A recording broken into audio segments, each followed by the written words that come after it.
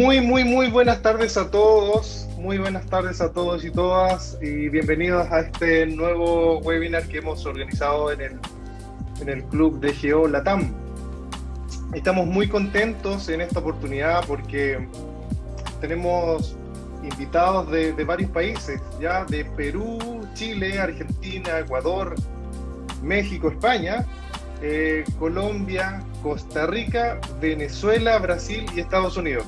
La verdad que estamos súper agradecidos por esta convocatoria y agradecerles también la muy buena recepción que hemos tenido durante todo este tiempo que hemos organizado estos webinars. En esta ocasión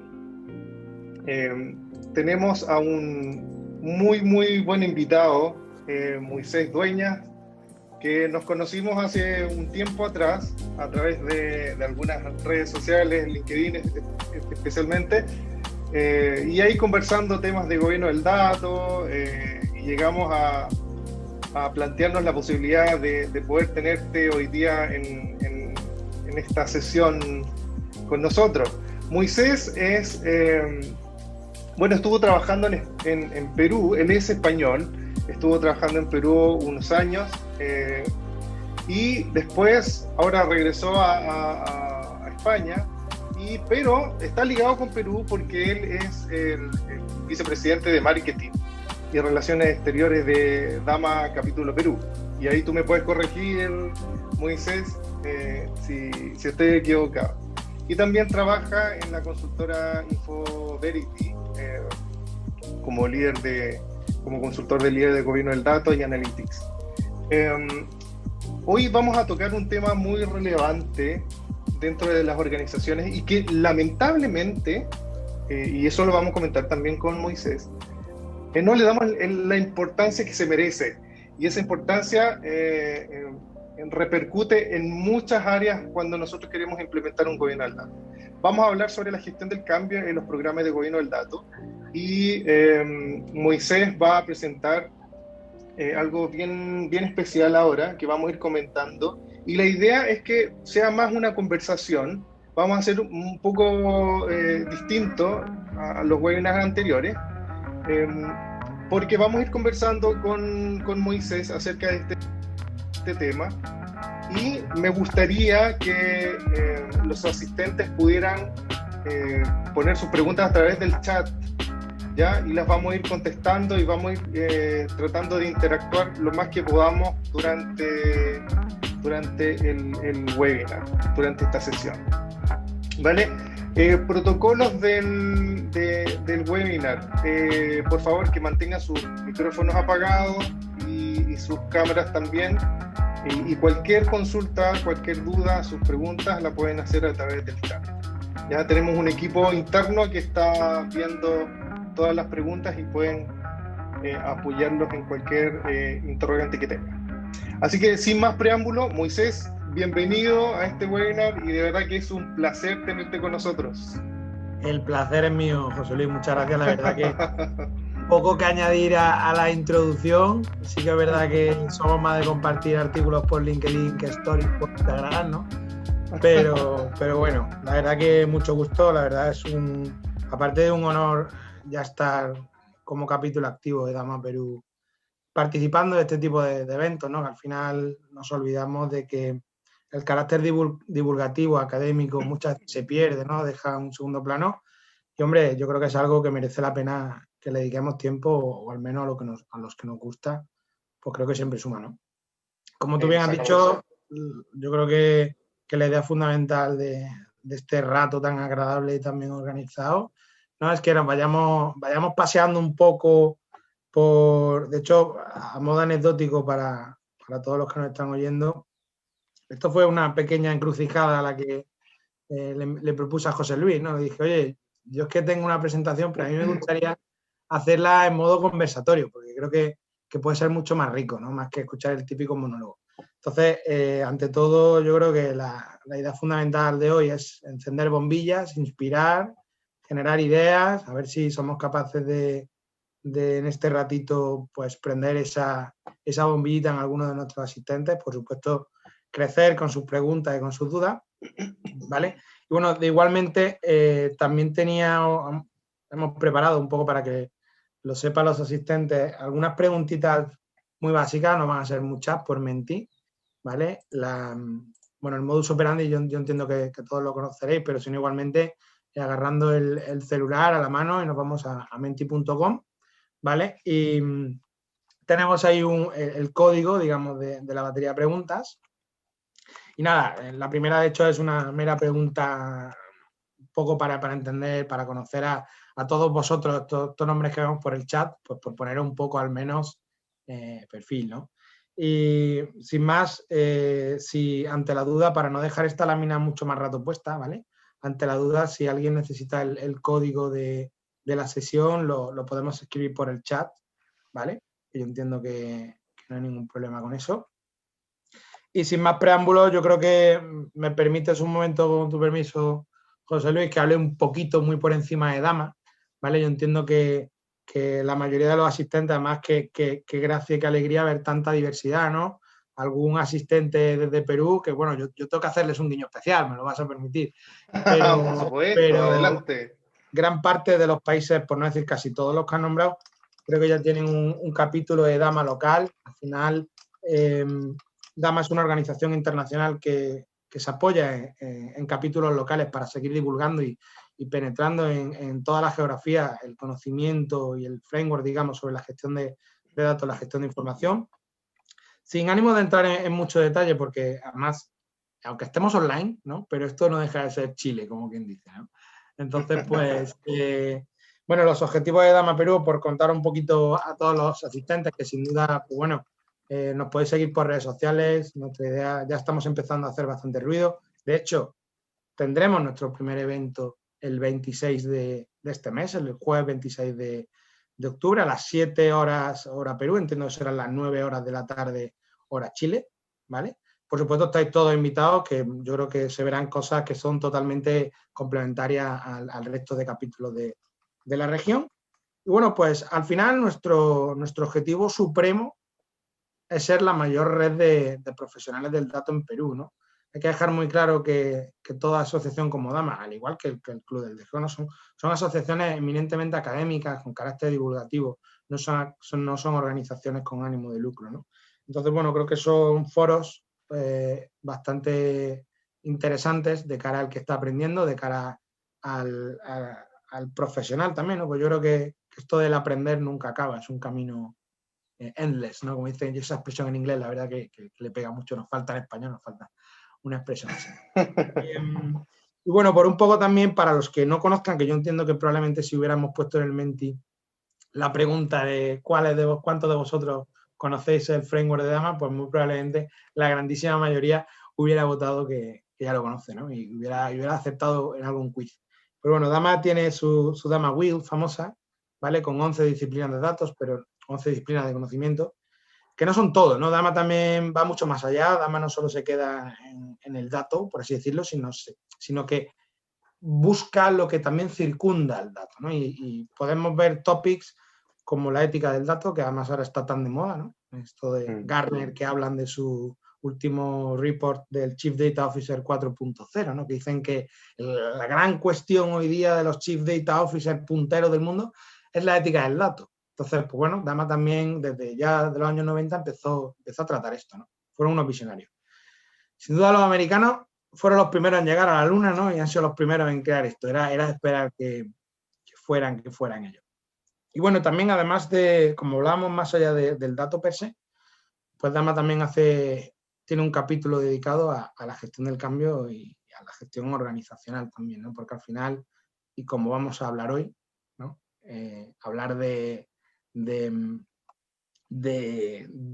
datos, hablar de gobierno de datos, no solo hablar de tecnología, sino también es hablar de personas, ¿vale? Un poco para que nos ubiquemos, si nos tenemos que posicionar sobre el Dama Wheel o sobre el framework de Dama, un poquito pues los topics que venimos a cubrir en la sesión de hoy. ¿Qué opinión te merece hasta ahora, José Luis? ¿Algún apunte? No, ¿Algo que me he dejado? vamos súper bien. Vamos súper bien. Yo creo que ahí vamos a ir complementando algunas cosillas bien interesantes. Venga, genial. Pues vamos a hacer un un segundo stop en Menti, ¿vale? Con el permiso de todos los que nos estén oyendo, que ya han respondido algunos a la primera pregunta. Y me gustaría, porque no queremos mostrar en pantalla los resultados hasta el final de la sesión, pero previo a dar esta sesión, y a mí me pasó en primera persona y a bastante gente que conozco les pasa, ¿no? Incluso a mi padre, cuando yo le explicaba, oye, papá, yo es que ahora soy consultor de gobierno de datos. Yo soy ingeniero civil de profesión, ¿no? Y mi padre decía, ¿pero eso qué es? Entonces, pues, mi padre tiene esto de datos, tecnología, algo raro, friki, no sé, tuberías, ¿no? Entonces, la pregunta es simple, ¿no? Es, oye, según vuestro punto de vista o antes de entrar en esta explicación, ¿qué es para vosotros gobierno de datos? Vamos a dejar la pregunta abierta, ¿vale? Para que podáis responder a lo largo de la sesión. Lo ideal es que respondáis al principio, ¿no? Porque luego vamos a repetir la misma pregunta, pero al final. Es un poco el truco. Para ver si a lo largo de la sesión somos capaces de transmitir alguna idea, algún concepto sobre gobierno de datos que sea diferente del que ya tuvierais al principio. Bueno, José Luis, ¿preparado? Vamos. Venga, muy bien. Pues para empezar o para abrir boca, me gusta empezar, esto es una manía, yo creo, de viejo ya, de mis presentaciones, hacer un opening statement, ¿no? Creo que sería algo así como leer lo que viene en la pantalla, ¿no? Es decir, oye, muchas organizaciones ya entienden el dato como activo estratégico. Y esto conlleva desde un principio un programa de gobierno de datos. Sin olvidar que al final, ya no solo el fin, sino el medio, es la calidad del dato, ¿no? Y vemos como muchos piensan primero, o piensan que esto es fundamental, o es exclusivamente o principalmente a través de la tecnología. Y hoy lo que queremos hablar aquí es un poco romper con este paradigma y hablar de por qué no solo la tecnología, sino también el factor humano es importante, ¿vale? O ha de tenerse en cuenta. Entonces, ¿por qué el factor humano es clave en una estrategia de datos desde el principio? Aquí cada maestrillo tiene su librillo, cada uno tiene sus porqués. Aquí hay algunas razones. Cierto es que la mayoría de las veces nos encontramos que las empresas se suelen preocupar más por qué tecnología o incluso por qué partner, ¿no? Qué consultor, oye, voy a llamar a fulanito SA, ¿no? Que es un consultor bacano de data en general y me va a ayudar a hacer un super plan y ya con eso luego implemento una herramienta y ya estoy, ¿no? Muchas veces el approach que vemos en muchas compañías. Y pues aquí venimos a decir algunas ideas clave, básicas, primarias, de por qué hay que, desde un principio, desde una etapa temprana, es importante, es relevante tener en cuenta el factor humano. ¿Alguna razón que se te ocurra, José Luis, o empezamos a desvelar algunas puestas?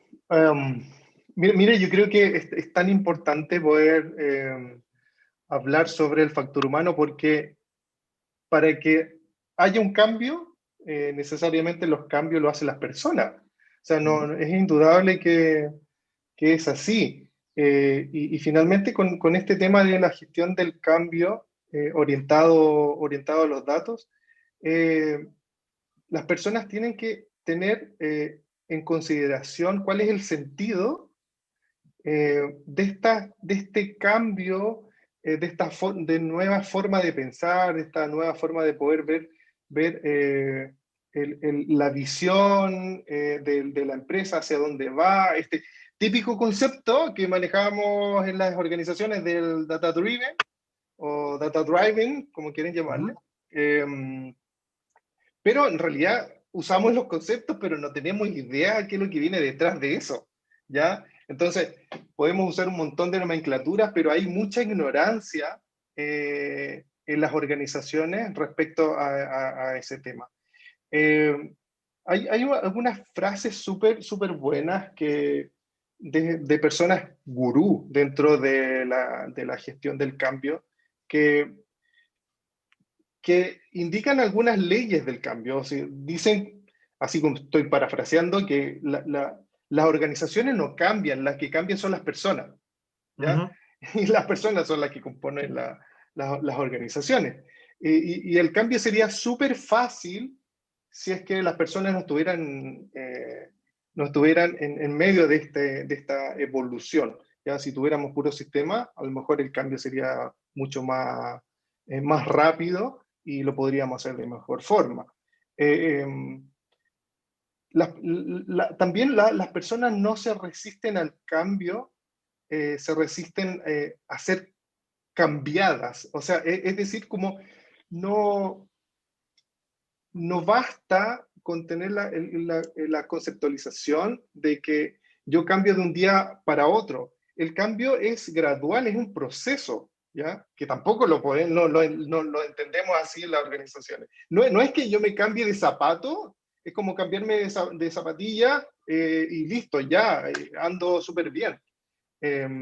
A ese punto, Así José que... Luis, hay una premisa que dice que a veces se dice que no basta o que no es cuestión de, pero no basta con convencer, sino que hay que convencer, ¿no? Entonces, eso que dice de que normalmente los seres humanos somos así de especiales, ¿no?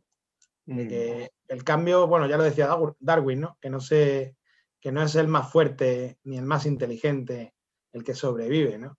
Sino que es el que mejor sabe adaptarse al cambio.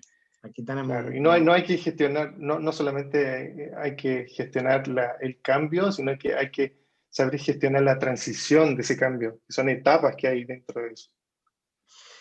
Muy bien, pues aquí traigo unas ideas clave de qué le diríamos a nuestro CEO cuando diga, oye, pero ¿por qué esto no basta solo con tecnología y con consultor?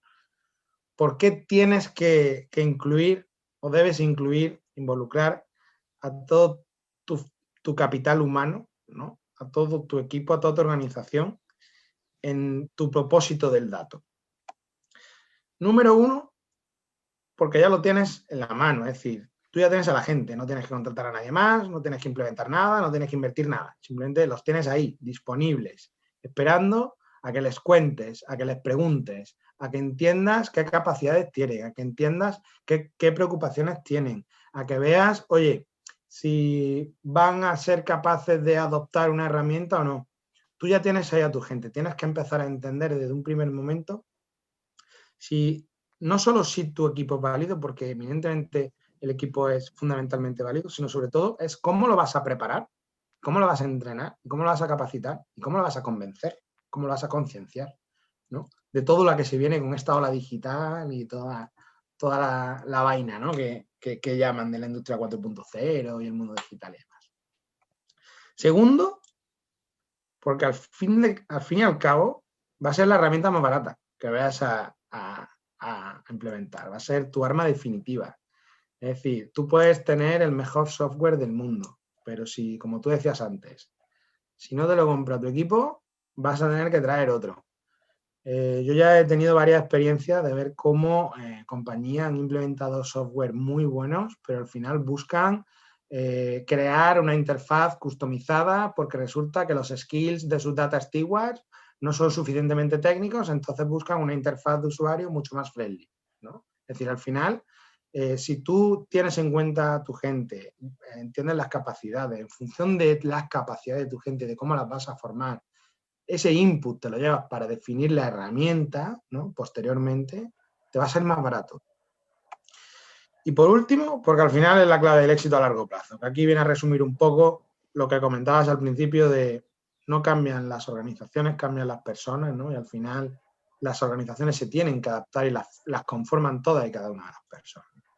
Entonces es inconcebible, a no ser que busquemos ser compañías robotizadas y sin ningún alma viva, ¿no?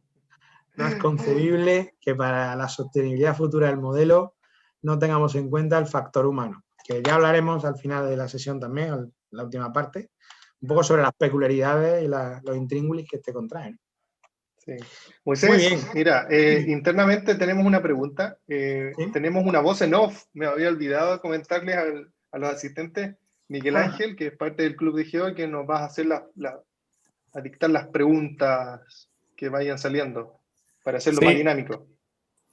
Moisés Hugo Beltrán pregunta, ¿cuáles son los riesgos de la gestión del cambio y cómo mitigar estos riesgos? A ver, la gestión del cambio no es que sea un ejercicio, no es un one shot, es decir, no es una migración de datos, ¿no? Oye, ¿cuáles son los riesgos de la migración de datos? Pues los riesgos de una migración de datos son pues tener data inconsistente, tener data incompleta, ¿no? Es decir, yo creo que un riesgo no se tiene que medir en un continuo, ¿no? Sino que se tiene que medir en un discreto. Es decir, la gestión del cambio es un proceso, no es un one shot, y quizá el riesgo principal de la gestión del cambio es no medir su evolución. Es decir, tú tienes una serie de fases según la metodología con la que trabajes. Por ejemplo, yo sé que José Luis ha trabajado bastante con Kotter. Conozco otras metodologías, es una que se llama ACDAR, por sus siglas en inglés. Bueno, hay varios métodos, varias metodologías de gestión del cambio. Yo creo que si tuviera que definir un riesgo único, es no tener la capacidad de medir cómo vamos en nuestro plan de gestión del cambio, ¿vale? Porque definirte un mayor riesgo es una pregunta tan amplia y la gestión del cambio es un proceso tan largo, no es un one shot. Pensemos cualquiera de nosotros cuando hemos tenido que aprender un software nuevo o cuando, pues no sé, de repente hace tiempo que Outlook cambió la forma de verse el calendario y como que no encontrábamos ninguno nuestras reuniones, ¿no? Entonces, al final, la gestión del cambio es parte de nuestras vidas, es parte de no solo de nuestra vida profesional, sino de nuestra vida personal.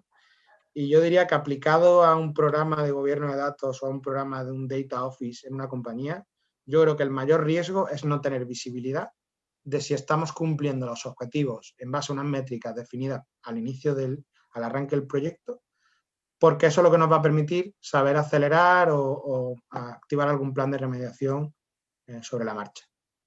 Sí, complementando lo que comentas, Moisés, creo que uno de los riesgos también mayores es que tu proyecto o tu programa o tu iniciativa de gobierno de datos fracase, así de simple, ¿ya? ¿Y por qué fracase? ¿Por qué puede fracasar? Básicamente porque no has gestionado el cambio que estamos hablando ahora, el cambio, el factor humano, no estás comunicando de una manera efectiva a los equipos de proyecto, al nuevo equipo de gobierno del dato, por qué están haciendo lo que están haciendo, cómo ellos tienen que insertarse dentro de los equipos de proyecto que ya vienen trabajando hace mucho tiempo y llegan personajes del área de gobierno del dato a revolver un poco el tema de cómo están trabajando y no saben en realidad cómo poder afrontar esa gestión del cambio dentro de los proyectos y así también dentro de la organización completa. Muchas veces te van a preguntar, oye, pero ¿de qué me sirve tener un programa de gobierno del dato? ¿Ya? ¿Cuál es el aporte que está haciendo el área de gobierno del dato o la gerencia de gobierno del dato, como lo quieras llamar, o como está implementado dentro de tu organización? ¿Qué valor está entregando a la organización? Entonces, son preguntas que son clave para poder gestionar de manera efectiva este proceso de cambio que no es de un día para otro. Y yo creo que una de las mitigaciones que podemos hacer efectivamente es comunicar de una manera efectiva. Comunicar. Y yo creo que la organización tiene que impregnarse mucho de qué es lo que es gobierno, de cuáles son las ventajas que tiene, etc. De hecho, ese punto que decía José Luis, eso es lo que yo llamo el indicador de la confianza. Una de las métricas clave a lo largo para medir un poquito el éxito de la gestión del cambio es ir viendo cómo ese indicador tiene que tener siempre una pendiente positiva. Es decir, tú tienes que ir con todas las baterías de iniciativas de comunicación y ya de trabajo, lo que tienes que ir es haciendo que gane la gente en entendimiento, en conciencia, y que por lo tanto, esas preguntas como tú dices, hostia, es que me preguntan cuál es el valor del programa del gobierno del dato y me quedo en blanco. Te quedas en blanco delante de un stakeholder importante y lo mismo, ya pierdes su confianza, ganarla es muy complicado. Entonces es verdad que los primeros pasos suelen ser con pies de plomo, siempre se tiene que hacer un ejercicio de comunicación en funnel, ¿no? Como se dice, es al final ir de más genérico de más general a más particular y siempre elevando grados de, digamos, no de dificultad, pero sí un poquito de avance con el tiempo. Y a lo que te decía al principio, hay que medir, por ejemplo, el indicador de la confianza, es muy importante tenerlo en cuenta y buscar unos umbrales tolerables a lo largo de todo el proyecto. Pero, por ejemplo, cuando este indicador empieza a tener pendiente negativa, se produce ahí un pequeño red flag de, oye, señores, ¿qué estamos haciendo? Porque esto es preocupante, ¿no? Pero sí, sí. Interesante. La verdad que esto da para más de una hora, también aviso, ¿eh? Lo digo porque... Sí, bueno. Sí, Así que vamos, sí, avancemos. sin ningún problema. Bueno, un poco por posicionarnos, por entender un poco todos los asistentes hoy, ¿no? Que hablamos de datos y que el dato es muy importante. Y muchas veces alguien te dice, bueno, pero ¿esto quién lo dice? Bueno, pues desde luego lo ha hecho mucha gente, pero creo que un referente fundamental e internacional es Gartner, ¿no? Es el analista tecnológico más importante del mundo a día de hoy. Ya en 2017 anticipaban que los 3 famosos pilares principales, ¿no? de cualquier negocio, ahora con toda la revolución digital, pues aparecía un cuarto pilar, ¿no? que son los datos, ¿no?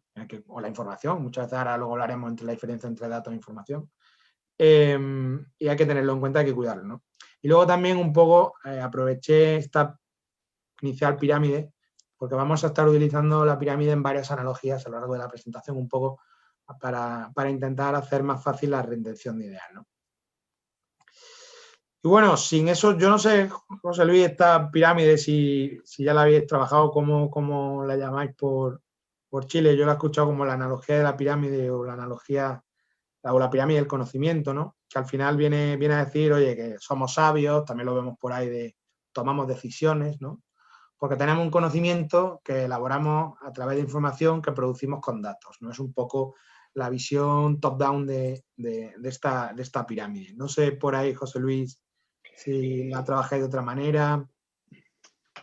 No, básicamente yo creo que la conocemos básicamente como la pirámide del conocimiento y eso siempre se pasa en muchas temáticas, ya que necesitas tus datos, esos datos necesitas convertirlos en información hasta llegar a la sabiduría, que es lo máximo. No sé si hemos llegado a la sabiduría en este minuto, pero por lo menos estamos haciendo el ejercicio ahora con este tema de inteligencia artificial y cosas por el estilo que nos pueden llegar a ayudar a predecir muchas cosas y a generar esta pseudo sabiduría que podemos ir evaluando en el tiempo. De hecho, es muy interesante, como ahora está muy de moda, o bueno, algunos de los que estamos aquí nos dedicamos al data management, ¿no? Que es la gestión de los datos, que estaríamos en la capa más baja de la pirámide. También escuchamos hablar del information management, que esto ya pues empezamos a incluir dentro del portfolio de activos que gestionamos, pues informes, reportes, manuales, ¿no? Pero ahora es bastante trendy, está muy, muy de moda. Varias compañías están empezando ya a hablar del knowledge management, ¿no? La gestión del conocimiento. Y es muy importante, lo digo porque también pasa a veces que queremos correr antes de andar, ¿no? Entonces muchas veces escuchamos a altas direcciones hablar de knowledge management cuando todavía no eres maduro en data management, en information management, ¿no? Entonces, first thing first, ¿no? Como dirían, y es muy importante entender que al final, pues el conocimiento, me pasaba hace tiempo de, oye, tú tienes una idea, tú la tienes en tu cabeza, cómo se la traspasas a otro, ¿no? Cómo compartes ese conocimiento. Pues muchas veces tienes que elaborar el material, tienes que dedicarte tiempo presentando, tienes que explicarlo. Entonces, el trasvase de conocimiento y sabiduría toma mucho tiempo y desde luego sin una gestión adecuada de la información y por tanto de los datos que la componen es mucho más complicado. Solo una aclaración un poco para el asistente que quizás está haciendo la duda. Hay muchas veces que cuesta encontrar esa barrera, ese límite entre qué es datos y qué es información, ¿no? Al final, los datos normalmente se conciben como un registro de algún hecho, ¿no? Con atributos y demás, pero normalmente tiene más que ver al hecho de la materia prima, por así decirlo, ¿no? Y la información es una semisuma agregación y desagregación de datos que componen, digamos, ideas o que ya empiezan a tener un significado, un sentido, ¿no? Un poco para entender dónde está esa frontera que muchas veces es bastante difícil entender. Y bueno, antes de pasar a gobierno de datos y calidad de datos, aquí también siguiendo con las analogías de las pirámides y también viniendo por donde vengo de Dama, ¿no? Dama tiene su Biblia propia, ¿no? Su libro del conocimiento, que es el Dien Book, el Book of Knowledge. Y en el primer capítulo incluso ya encontramos, como ese Dama Will que veíamos antes, Dama te dice, oye, a ver, hay algunas cosas que van antes y otras que van después, ¿no? Es verdad que puntualmente con lo que tengo aquí representado, si tu sector es regulado, banca, seguros, telco y sobre todo si estás en Europa bajo el GDPR, pues probablemente la seguridad venga antes que nada, ¿no? Y el compliance y demás. Pero es verdad que Dama te dice, oye, hay una columna vertebral, hay una fundación, una cimentación muy importante que es el gobierno del dato, por eso es el pilar central del Dama Will, ¿vale? E inmediatamente después, Dama habla de que hay que empezar a trabajar la calidad del dato, ¿vale? Y es un poco el por qué vamos a hablar ahora de Data Governance y luego de Data Quality, ¿vale? No tenía otra razón de ser. Permíteme, José Luis, que vaya un poco marcando tiempos, ¿vale? Sigue, dale, dale. Y bueno, no vamos a dejar las pirámides. Y yo reconozco que la civilización egipcia me encantaba, pero no es mi favorita, lo dejo un poco claro para los asistentes, porque la Inca y la Maya la llevo un poco más en el corazón. En fin, gobierno de datos. ¿Por qué viene primero? ¿No? Que yo creo que es una posible pregunta que nos podamos estar haciendo. Y la respuesta puede sonar un poco rara, ¿no? Pero como decíamos antes, a no ser que tengas un ejército de robots en tu compañía, ¿no? Vas a necesitar gente porque los datos no se registran solos. Ok, hay ya pues, muchos sensores, mucha data industrial, sobre todo robotizada, que está genial, muy bien, pero al final no es el core de la compañía, ¿no? Es data adicional y estamos hablando también de que no es probablemente la columna vertebral de la compañía, de la información de la compañía. Con lo cual, al final, llegamos a entender o podemos ver muy rápido que esto involucra a mucha gente. De hecho, anécdota, con un ex CFO, bueno, el CFO con el que estuve trabajando, me preguntaba, pero Moisés, ¿cuánta gente participa del modelo de gobierno de datos? Digo, hombre, si somos puristas, tantos como tenemos en planilla en la compañía. De todos nosotros, de algún modo, contribuimos, aunque sea con nuestros datos personales, contribuimos, actualizando los datos, a modificar o a enriquecer o a descargar, ¿no? el informacional de la compañía, con lo cual hay tantos como empleados en planilla. Y aquí algo, escalando por la pirámide, algo que suele pasar, ¿no? Que nos encontramos con que no hay ningún responsable. Hay muchísimos datos, pero no hay ningún responsable, ¿no? Y aquí, pues una analogía, sin pirámides esta vez, pero una analogía que utilizo bastante, es un poco como las calles de la ciudad, ¿no? Las calles de nuestra ciudad, pues no son de nadie, son de todos, no tiene ningún responsable. Entonces, pues, podemos ver perfectamente como algo natural que las calles estén sucias, que no estén limpias, y no pasa nada, porque todos las sufrimos, ¿vale? Pero ninguno somos responsables de ello. Pues con los datos de la compañía pasa algo parecido. El dato se convirtió en un commodity, oye, generamos datos porque generamos datos, y se habla incluso del concepto de dark data, ¿no? Que es no solo data oculta o data oscura, sino que son datos que nadie utiliza, que no sirven para nada, que solo nos están ocupando espacio en el servidor, costes y tiempo inútil. Entonces, no tenemos responsable de los datos de las compañías normalmente. Y de esto va el gobierno del dato. El gobierno del dato conlleva definir responsabilidad. Y normalmente esto es cambiar un poco el mindset de la gente. O sea, le estamos diciendo a la compañía, oye, el dato ya no es un activo tecnológico, el dato es un activo estratégico, es un activo de negocio. El dato tiene valor, que es un poco la reflexión que teníamos antes. Entonces, esto es un cambio cultural, esto es un cambio de paradigma, y esto es algo que al empleado se le tiene que quedar claro, porque normalmente cuando tú empiezas un programa de gobierno de datos, como antes comentaba, ¿no? José Luis, oye, resistencia al cambio, te pueden preguntarte que esto para qué vale o para qué sirve, y muchas veces incluso la La gente de negocio, cuando hablo de negocio, hablo de áreas funcionales como recursos humanos o finanzas. Es decir, hablo de gente fuera de tecnología, hablo de gente fuera del data office, ¿no? Que la primera respuesta es, yo no soy el responsable de los datos, esto es de TI. A mí no me preguntan, esto no es mío, ¿no? Sí. Entonces, es un cambio cultural. Entonces, el gobierno del dato, el objetivo último que tiene es convencer, no vencer, convencer, concienciar a la compañía de que el dato es un activo estratégico. Entonces, entre que esto no es un reto menor y que además tienes que lidiar con muchísima gente, cada uno con diferentes capas de responsabilidad, con diferentes roles, ¿no? Pues esto se hace que tengas que empezarlo de manera temprana, porque no solo es fundacional y base de cimentación para todo el resto de disciplinas de dama, sino porque esto es algo que toma mucho tiempo.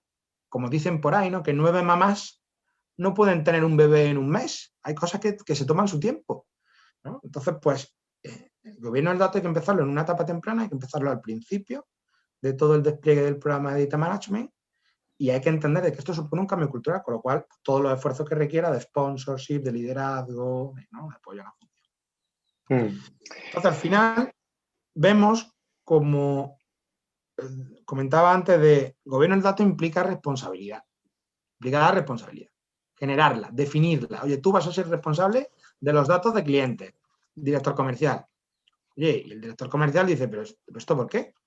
Y, o sea, tengo el mismo puesto, la misma función, con más responsabilidades, con el mismo salario. A mí la ecuación no me sale en verde. Yo salgo perdiendo, no quiero, ¿no? Entonces hay mucha resistencia al cambio. Pasa de que no es bien recibido, no se abraza bien el gobierno del dato. Yo he tenido ejemplos, he visto por ahí alguna anécdota, alguna que tengas tú en la cabeza, José Luis, o algo que te suene, esta película te suena o te es indiferente. Es que esto es más común de lo que uno piensa, porque de hecho hay una pregunta de Juan Valverde, en realidad una reflexión, dice una de las grandes controversias de los proyectos de gobierno de datos, aquí dice, bueno, Juan no sé de qué país nos está escribiendo, es cuando dicen, ahora soy responsable, entonces tengo más trabajo, es exactamente lo mismo que estás comentando. Ahora, uno de los problemas que tenemos dentro de los programas de gobierno es identificar cuáles son los data owners de la información que tenemos dentro de la organización, ¿ya? Y esos data owners siempre han sido data owners, porque siempre le ha dolido que ese indicador esté más bajo o suba, dependiendo de qué es lo que están midiendo. Pero en ningún momento le han dicho, le han puesto la espadita, es como, señor, ahora usted va a ser el data owner de esta fuente de información. Entonces, es como si tú le dices eso, chuta, y ahora tengo más trabajo, tengo más pega, lo mismo que está diciendo Juan. Pero en realidad siempre ha sido data owner. Ahora el cuento es que no sabe qué es lo que es un data owner. Entonces, ahí va en la responsabilidad de nosotros como gobierno de poder concientizar a las personas y poder decir, oye, ser data owner significa esto, y tiene estas responsabilidades. ¿Ya? Lo que tú a lo mejor siempre has hecho, pero ahora te vamos a poner la chapita de data owner. De hecho, el DMBOK, puntualmente sobre no los data owners, sobre los data stewards, pero el concepto es similar, dice textualmente de que el data steward no se hace, que se encuentra. Tú en un programa de gobierno de datos, siempre en una primera aproximación, esto tiene que ir a la persona. O sea, tú sabes quién es en tu compañía el que sabe de los datos de cliente, el que sabe de los datos de los productos. O ya no solo el que sabe, sino el stakeholder clave que te va a defender y apoyar y a dar soporte, sponsorear, que la gente se haga responsable y que los datos se cuiden, ¿no? Entonces es verdad que el quién tiene que ser o el quiénes son los candidatos idóneos, en una primera iteración los tienes ya delante. No tienes que inventarlos, simplemente tienes que saber identificarlos y es comúnmente sabido, como tú lo decías. Era ya un rol informal u oficioso, digamos, que se tiene que volver un rol formal u oficial, ¿no? Es un poco el cambio de mindset que decíamos antes. Muy bien. Entonces, ¿qué hacemos para equilibrar la balanza? No, pues decimos, oye, esto es algo amargo, esto es algo difícil, es algo complicado. Moisés, José Luis, ¿qué venís a contarnos un poco, gobierno de datos, en esta sesión, ¿no? Pues un poco la teoría, o ya en base un poco a la experiencia, a ejemplos y tras mucho debatir, conversar, experimentar. Es verdad que esto no es solo aplicable al gobierno de datos, esto es aplicable a muchas otras disciplinas. Pero vemos como lo que sirve, lo que mejor funciona es también dar propósito. Es decir, tú no solo tienes que hablarle a ese director comercial que va a ser el data owner de los datos de clientes, va a ser el responsable supremo de los datos de clientes. Incluso cuando él ni los crea, ni los modifica, ni nada, ¿no? Pero dice, oye, vas a ser tú, tío, que tienes galones, necesitamos a alguien como tú que lidere esto. Tú no solo tienes que enfocarte en el qué, sino que tienes también que enfocarte en el por qué y en el para qué. Tienes que darle propósito, tienes que entender que él es pieza clave, es parte de un todo, es pieza de un modelo que no se sostiene sin ese rol, ¿no? Entonces es muy importante tomarse el tiempo necesario para elaborar el material que sea necesario, tener las conversaciones que sean necesarias, pero es muy importante entregar bien el propósito para equilibrar la amargura de la responsabilidad, ¿no? Es un poco un principal takeaway que nos gustaría que nos llevásemos hoy, ¿no? Y sin más, seguimos por Data Quality, que bueno, siguiendo con la pirámide y yendo rápido, al final, oye, pues como decíamos antes, ¿no? Nosotros tenemos información y con esa información, pues al final construimos conocimiento y acabamos tomando decisiones. Entonces, aquí la pregunta clave, fácil, rápida, a la vena, de calidad de datos que nos tenemos que hacer es, oye, ¿y qué pasa si los datos que tenemos son erróneos, o están incompletos, o no están actualizados, ¿no? Y aquí, como tú antes decías, ¿no? Que hay mucho gurú, hay mucho sabio, ¿no? Del dato ya por ahí. Y a mí la verdad que aquí la frase que creo que mejor resume el concepto de por qué la calidad del dato es importante es esta frase, bueno, traducida, ¿no? Su lengua natal es el inglés, de Scott Taylor, del Data Whisperer, que dice que buenas decisiones basadas en datos de mala calidad son solo malas decisiones que aún no conocemos, ¿no? Con lo cual el riesgo que tiene ese desconocimiento inconsciente, porque cuando tú sabes que no sabes, eres más precavido. Pero cuando tú no sabes, que no tienes ni idea, puedes liar la parda, ¿no? Como decimos aquí en España. Entonces, un poco la principal moraleja de este pequeño cuento es que al final la calidad del dato es que no se negocia, es que es algo básico. Y además es algo que te va a ayudar a dar visibilidad, ponerle gafas a aquellos que hablábamos antes del gobierno del dato, que decía el director comercial, oye, yo es que no soy responsable de los datos porque no tengo ni idea de los datos, esto lo hace TI. Además, ¿cómo voy yo a gestionar los datos si no tengo ni idea? Ok, tú le das el KPI de calidad de datos. Entonces, el área de gobierno de datos o el equipo, el Data Office, elabora, esto es una best practice, algo muy común, tú elaboras reportes, informes, calculas métricas de calidad de datos. Y tú al final, a todo gerente, director que se precie, aunque no tenga ni idea de una función en concreto, pero si tú le dices que el objetivo es estar en 85% y está en un 80% y le pintas el número 80 en rojo, va a entender de que está en rojo porque está debajo del target, con lo cual tiene que empezar a hacer una serie de planes, definir planes de remediación y buscar llegar al 80, ¿no? Obviamente con su equipo. Pero es muy importante la calidad del dato, no solo porque no se negocia, sino porque además retroalimenta el programa de gobierno de datos, ¿no? No sé, José Luis, si has tenido alguna experiencia amarga de malas decisiones basadas o buenas decisiones basadas en datos de mala calidad o cosas con la calidad del dato. Yo creo que es inevitable no tener problemas de calidad de datos, principalmente cuando en una organización estás atendiendo a clientes y los ejecutivos colocan, por ejemplo, en el email del cliente notiene@notiene.com, ¿ya? Y después quieres generar una campaña asociada a todos tus clientes por ciertas ventas que han hecho y te encuentras que el 50% de los emails de tu cliente está incorrecto. Yo creo que pasa muchísimo, muchísimo, muchísimo, y hay muchas organizaciones que no arreglan ese problema en el front porque les sale muy caro. O sea, tienen soluciones con grandes vendors y hacer un cambio en el front que usan los ejecutivos a lo mejor puede costar mucho y los hacen en su data warehouse, que es la otra opción donde ya el dato entró sucio. Entonces se acostumbran a arreglar ese dato en el data warehouse y finalmente es lo que tienen en ese minuto, ¿ya? Como para poder solucionar esa problemática. Pero en definitiva pasa mucho eso. Y es así.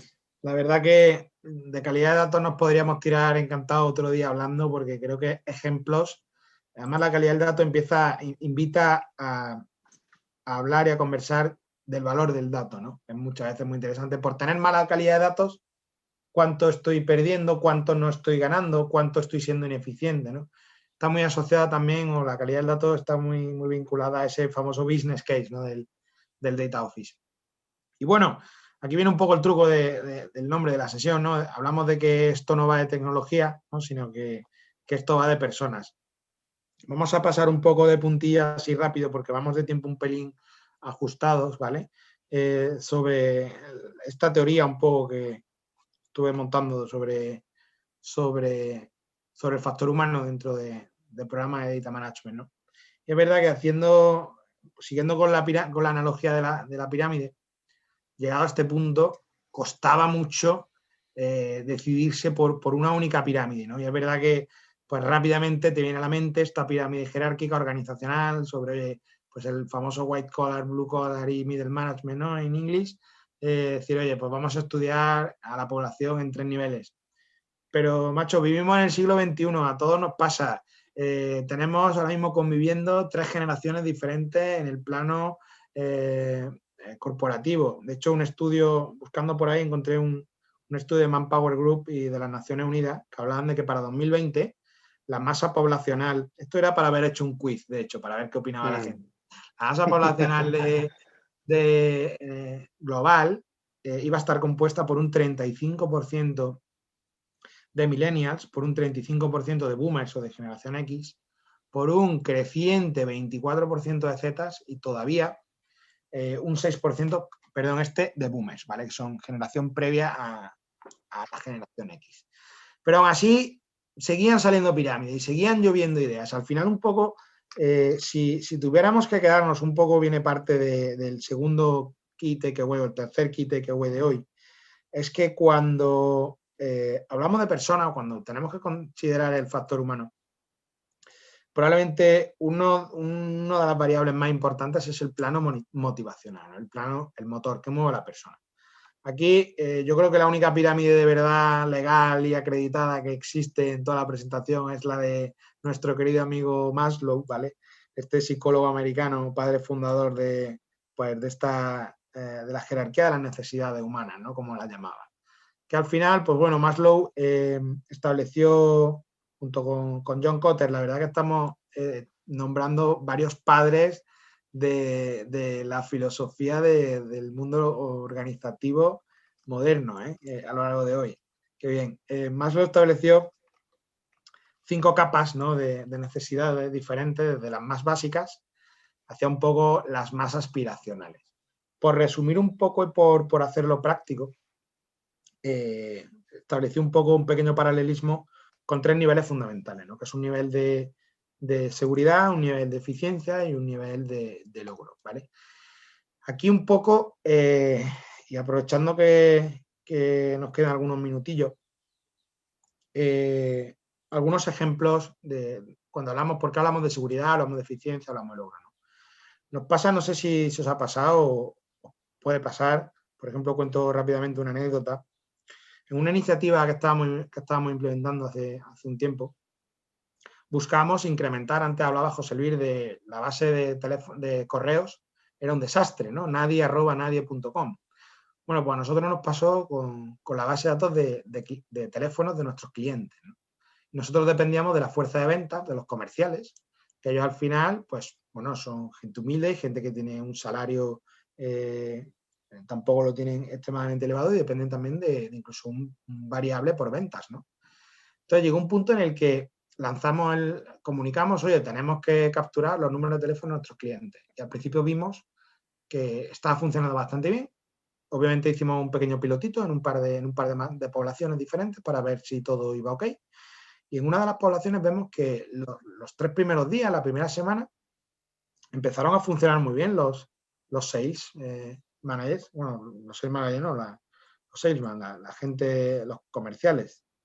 Empezaron a capturar los números de teléfono, pero a partir de la primera semana, segunda semana, de repente empezó a caer el fill rate de números de teléfono de nuevos clientes. Y ¿qué está pasando? Algo pasa, algo falla. Y fueron pasando las semanas y nos montamos en un mes y medio. Y al principio, al inicio, antes del experimento, estábamos en un 24% promedio y alcanzamos un par de semanas un 10, un 11%, es decir, menos de la mitad de cómo estábamos. Porque fuimos a hablar con el gerente de ventas, con el sales manager. Oye, ¿qué está pasando? Dices que mira, yo lo he comentado con la gente, es que la gente tiene miedo, la gente cree que es que va a dar el número de teléfono y que cuando tengamos el número de teléfono, como ya vamos a poder vender a través del teléfono del cliente, que vamos a prescindir de su trabajo, ¿no? Pues fíjate que puede parecer una tontería, pero no es ninguna tontería, ¿no? Entonces, al final, ¿qué hicimos? Pues obviamente hicimos un plan de comunicación transparente, explicándole al comercial de que, por supuesto, esto no ponía en riesgo su trabajo, sino que al revés, sino que es que si nosotros éramos capaces de aplicar promociones personalizadas según el perfil del cliente, esto muy probablemente iba a acabar decantándose en un aumento de ventas significativa, con lo cual él incluso en un plano hipotético, lo que nosotros teníamos mapeado era que pudiera tener hasta más salario variable. Y luego, por supuesto, también le enseñamos cómo nosotros también éramos capaces de ver qué comercial generaba el número de teléfono y qué comercial no. Esto era un poco transparencia, de decir, oye, te lo estamos pidiendo, te lo está pidiendo tu jefe, tenemos la capacidad de ver si lo ven o no lo ven. Entonces, pues al final, pues fue algo muy interesante porque fue un momento tenso, un momento en el que dice, oye, no sabemos cómo va a reaccionar, ¿no?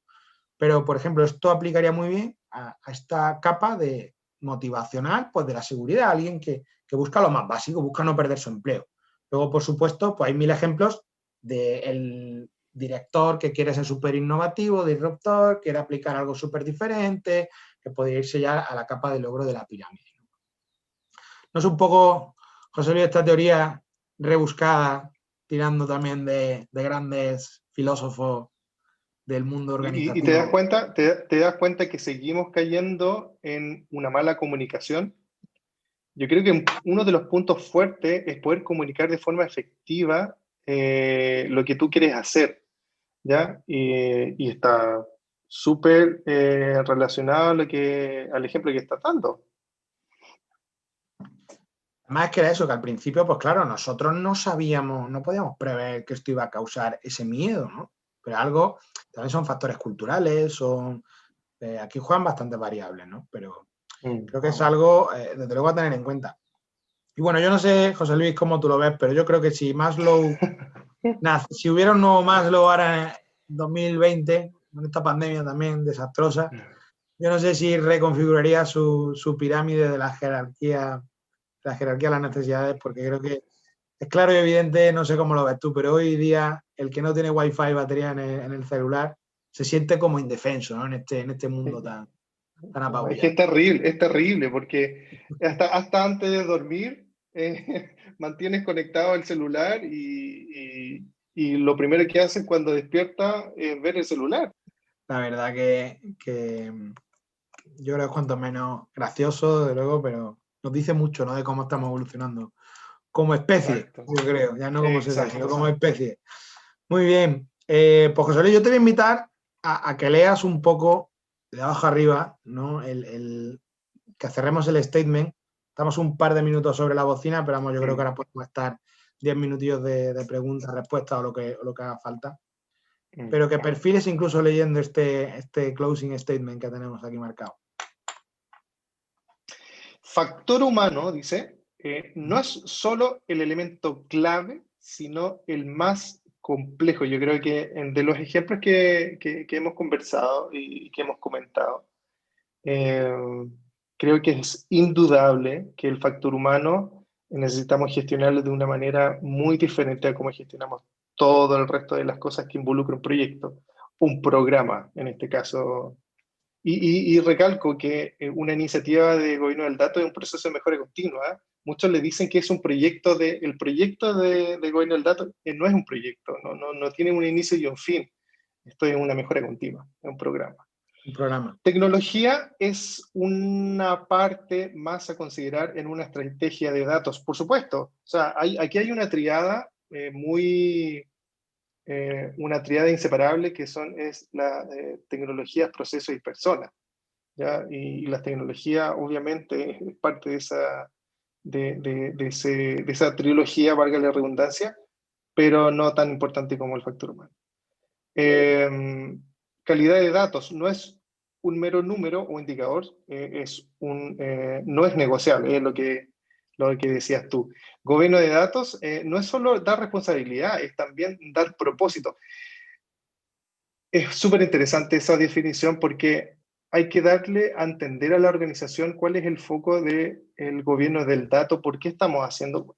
¿Es una nueva moda esto del gobierno del dato? Es la primera pregunta que uno se hace, igual como la gestión de proyectos ágiles y como modas que salen de vez en cuando, pero el gobierno del dato en realidad es la forma en que nosotros podemos ordenar la casa, por decirlo de alguna forma, de una manera, para que podamos generar este cimiento sólido para que el resto empiece a construir cosas de valor dentro de la organización. O sea, si no tenemos la casa ordenada a nivel de datos, estructurado y todo, podemos tener el mejor data scientist del mundo, del planeta, pero si le entregamos basura, él puede hacer un modelo espectacular, pero de su modelo va a salir basura. Entonces, tenemos que tener en consideración eso igual. Y el gobierno del dato es un orquestador de muchas disciplinas igual. Y lo último, dato como activo estratégico, no es objetivo ni el gol, es el partido. Estaba súper buena esa frase. Estoy totalmente de acuerdo contigo. Y un partido de nunca acabar muchas veces. Y que no haya penales ni esto, la verdad que se puede volver eterno, ¿no? Como si estuviéramos en el campo de libre totalmente. Muy bien, pues yo creo que llegados aquí vamos a volver al Menti, ¿vale? Voy a compartir muy rápidamente lo que teníamos en Menti en pantalla. Creo que podéis ver. Dame un segundito. Espérate. A ver si lo soy capaz de hacer. Voy a pedirle a todo al público que vuelva al Menti. A ver si me deja proyectar, ¿no? En el chat está el número, por si acaso no alcanzaron a verlo. Sí, lo que yo quiero ver aquí. Vale. Genial. Entonces, tenemos oculta un poquito las respuestas y vamos a ver un poco con qué nos sorprenden, ¿no? ¿Qué cositas había antes de empezar la sesión? ¿Qué es el gobierno del dato? Antes de la presentación, pues nos lo ponen complicado cuando dicen es esencial en la empresa. Eso significa que ya el nivel de awareness está bastante elevado, ¿no? Pero podemos leer por ahí orden, control, humo. El que haya puesto humo, dice humo por ahí. Me parece Vendedores de humo. Me parece divertido, cuanto menos. Vemos duda, metodologías de datos, responsable de datos, democratización, directriz, proyección, catálogo, es clave. Me parece, creo que hay mucho, por supuesto lo de humo es algo también para estudiar, ¿no? Y sobre todo en un foro como este, pero creo que hay mucho para reflexionar, sin duda. A mí me gustaría repetir la misma pregunta, pero y mientras la responden, podemos ir a algunas preguntas que estoy viendo por el chat. Sobre todo, ¿qué es lo diferente después de esta sesión? Es decir, oye, ¿qué yo creía de una manera que ahora creo de otra, o que yo antes no consideraba que ahora sí lo considero, o que esta pequeña charla me ayuda a reafirmar sobre qué es el gobierno del dato, ¿vale? Entonces, dejo abierta la presentación. Voy a dejar de compartir un segundo para no estar un poco ahí ocupados con los resultados del Menti. Ahora volveré a ponerlos.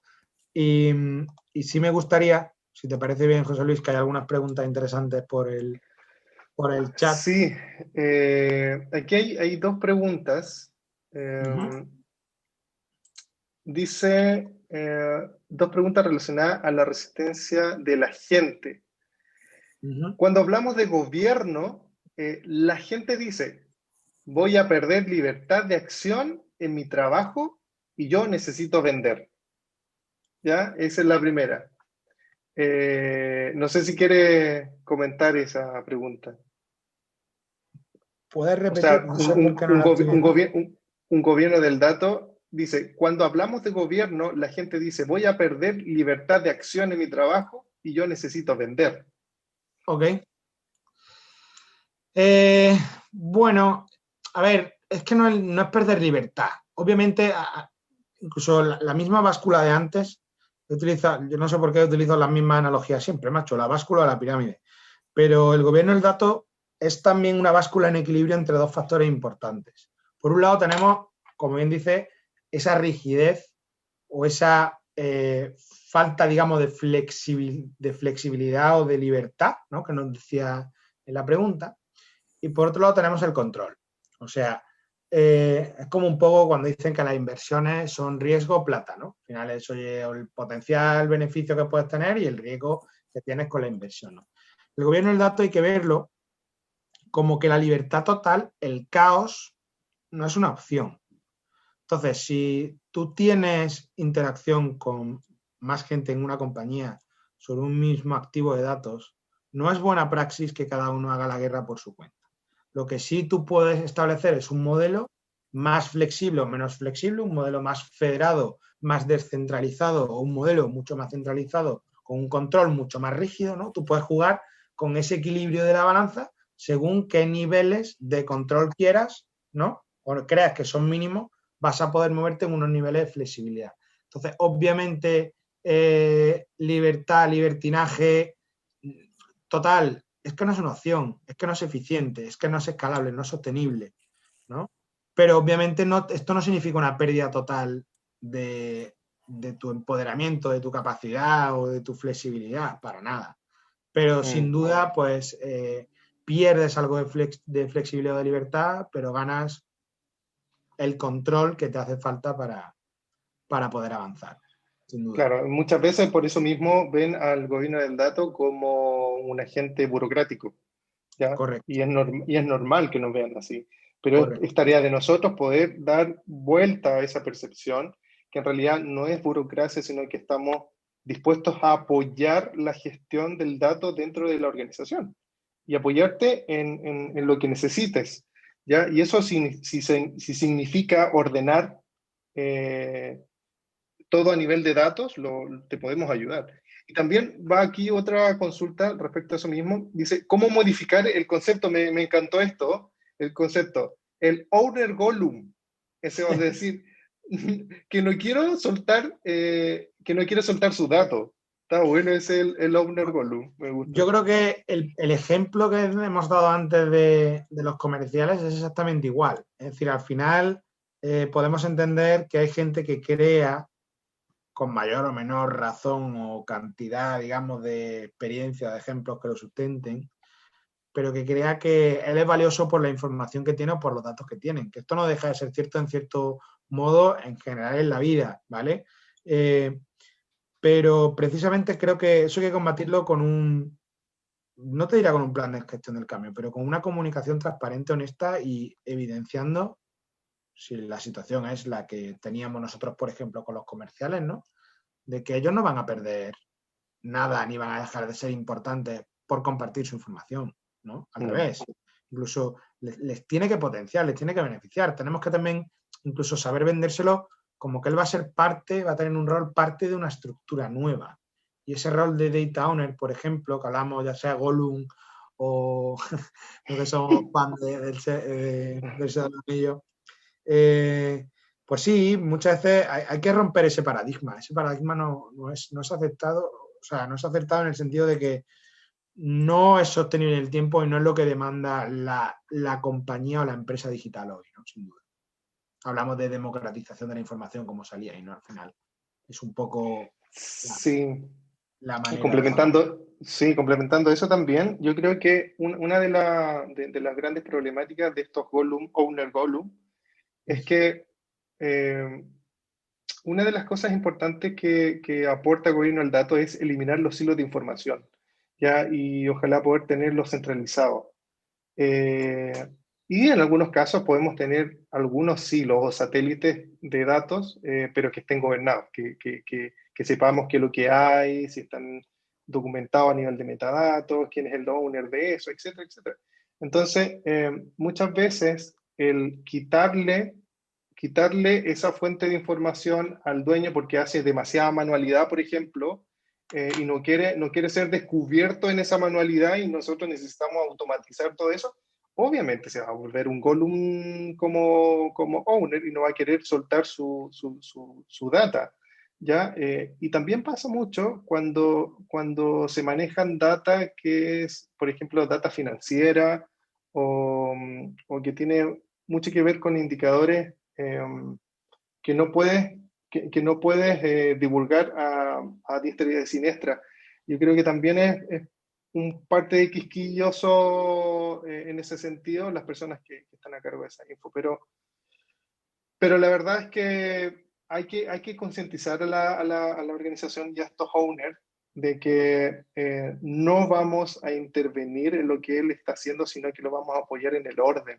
Yo creo que el orden y esa comunicación efectiva tenemos que hacerla de una manera. Hay una preguntilla aquí que nos preguntaban de Valentina, que me he quedado antes leyéndola y me hace mucha gracia. Dice, ¿recomiendan alguna estrategia para abordar el tema de los propietarios de datos? Aquí yo entiendo que nos referimos, porque es una de las primeras grandes decisiones que hay que tomar en un programa de gobierno de datos, ¿no? Que es, como a mí me gusta llamar, definir la estructura de responsabilidad del dato, ¿no? Habla de alguna estrategia. Yo creo que esto es como una receta, ¿no? Que tiene varios ingredientes, tiene varias variables.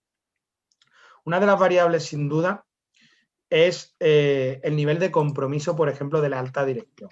Esto es claro, ¿no? El nivel de sponsorship que tenga la iniciativa de gobierno del dato. Una segunda variable es el tamaño de la empresa, ¿vale? E incluso no solo el tamaño de la empresa, sino su circunstancia. Véase su cultura, véase su diversificación en diferentes unidades de negocio y también su diversificación geográfica, ¿vale? Es una receta con varias variables. Entonces, no hay una estructura única. De hecho, yo me atrevería a decir que cada empresa tiene un único mejor modelo, ¿no? No hay un mismo modelo que sirva para dos. Si nos vamos al DAMA DMBOK, aparecen como 7 u 8 roles diferentes para empezar a armar la estructura de responsabilidad del dato. Algo que obviamente es como si abres el motor de un Ferrari y dices, hostia, esto tiene aquí de todo, ¿no? Es decir, son cosas muy avanzadas, son cosas que te estás poniendo en el escenario más complejo para la empresa más compleja. A mí sí me gusta, por ejemplo, abordar con 3 principales bloques, que es los que sponsorizan el programa de gobierno de datos, ¿vale?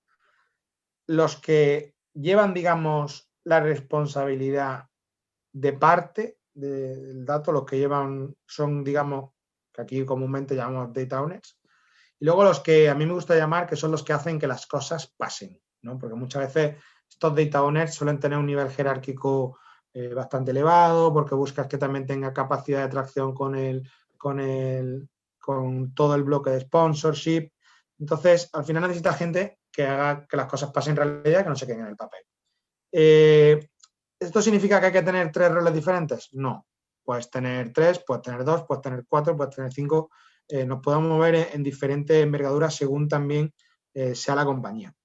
Pero sin duda, lo que te va a marcar la estrategia, por llamarlo así en cierto modo, la aproximación a la estructura de responsabilidad del dato en la compañía, van a ser una serie de factores a tener en cuenta propios, o sea, de las circunstancias y el contexto de la misma compañía. ¿Vale? Dice cambio, excelencia, equilibrio, confianza, responsabilidad, democratización. Yo creo que esta es la segunda percepción de los invitados, ¿verdad? Esta es la segunda. Ya. Es verdad que en estas cosas es difícil encontrar que muchas palabras cuadren, pero a mí, por ejemplo, me encanta leer verdad, me encanta leer personas, me encanta leer cultura, confianza, compromiso, excelencia, integración. Yo creo que al final, como tú decías al principio, ¿no? El gobierno del dato no es un one shot, no es un proyecto, es un ongoing continuo y se va a estar retroalimentando con todas o casi todas el resto de disciplinas puras de Dama, pero sobre todo va a estar interactuando mucho no solo con la gestión del cambio, sino con todo el equipo de recursos humanos, con gran parte del capital humano de la compañía. Entonces, es verdad que es muy evolutivo, es un camino, hay que disfrutar el camino también, con lo cual es importante ganar aliados, hacerlo entretenido, tener equipos multidisciplinares también es una muy buena praxis para un Data Governance Office, por ejemplo.